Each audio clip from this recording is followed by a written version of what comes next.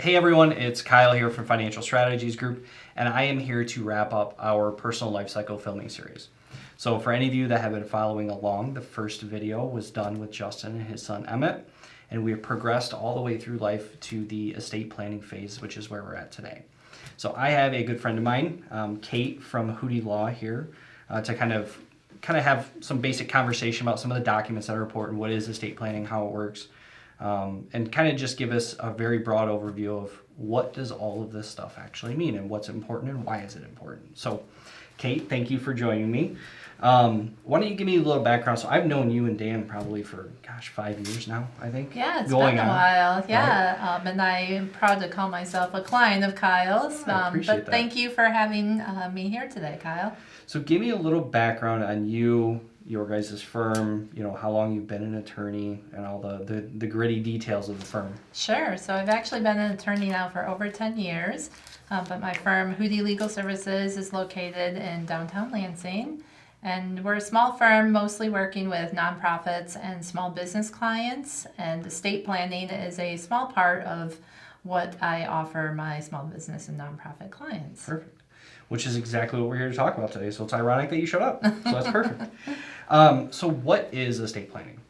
So estate planning is essentially preparing for what you want to do with all of your stuff, your personal assets, upon your death. So it can also include, though, some things that you might want to account for during your lifetime. Sure.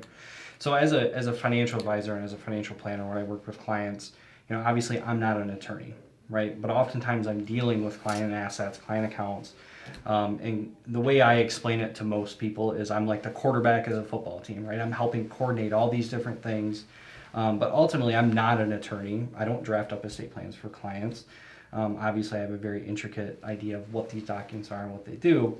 But, you being an attorney, it's great to have people not only to help clients, but also give good advice like this about what the documents are and how they work. So a few of the documents that I often talk about with clients or that clients ask me about would be like a durable power of attorney, durable health care of attorney, a will, and a trust. So would you mind giving me kind of a breakdown of what each of those are and how they apply and how they affect a person and what they can be used for? Sure. So durable powers of attorney are only to be used during your lifetime. So there's two kinds. There's a durable power of attorney general, and that's allowing or naming somebody to make financial decisions on your behalf at your bequest or your instruction. So It doesn't just give somebody, leeway to go and sign a contract on your behalf. Sure, and then there's the healthcare side of it, right? Yep, the healthcare side. So there's a durable power of attorney medical, and that's where you name what's known as your patient advocate. And that is unfortunately only used when you are incapacitated. Sure. So those are the two documents that can be used while you're still alive. Mm-hmm. And then the other two would be kind of post-death type items, right? So like a will and a trust. Do you mind explaining kind of not only what they are, but the differences? Sure. A will is a document that simply lays out your wishes for how you want your assets disposed of upon your death. So that's where you would name your beneficiary. So if you're leaving your personal assets to your spouse or to your children or to charity, you would lay that out in a will. When you have a will, it also gets submitted to the probate court during the probate process. A trust is another document that can be used. But the difference with a trust is that a trust can be used during your lifetime as well. And it's another vehicle for explaining how you want your property to be handled, both in your lifetime or upon your death. Sure. Okay. Well, I appreciate that. So talk to me a little bit about what happens, if somebody doesn't have a will or a trust drawn up, right? So I think the word that's used is intestate, right? Yep. Talk to me a little bit about what happens if you don't have these documents and God forbid something happens. What happens then? Yeah, so the biggest reason you want to have a will is it doesn't help you avoid probate. Right. A will still has to go to probate. But if you don't have a will, you do die intestate, meaning you have named no beneficiaries. And so the beneficiaries of your personal assets are those laid out by Michigan law.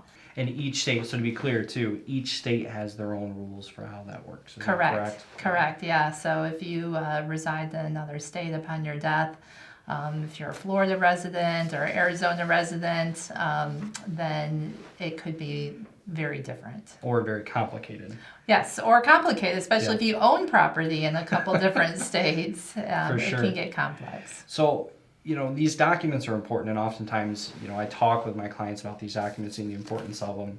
And ultimately, at the end of the day, all that any of us are trying to do that are professionals and that we're helping our clients is ultimately make the process as easy as possible on them and on their family, right?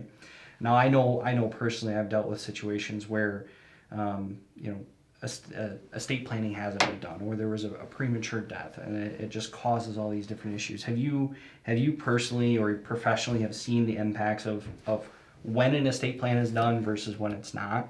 And can you kind of talk about some of the differences and complications that arise?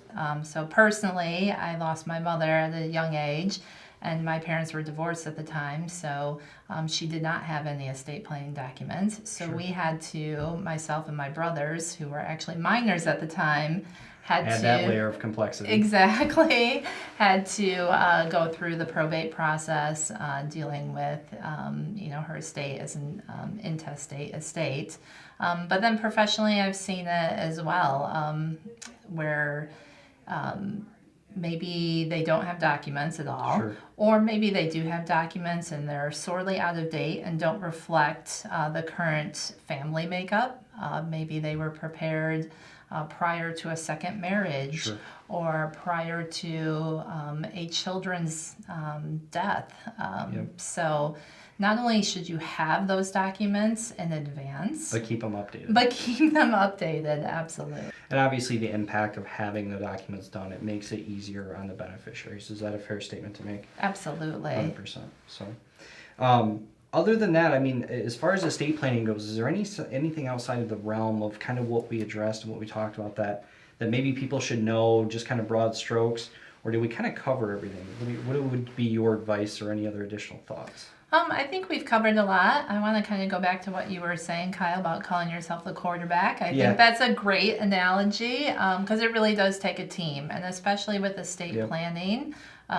Estate planning attorneys often are working hand in hand with the client's financial advisors, Sure. as well as accountants.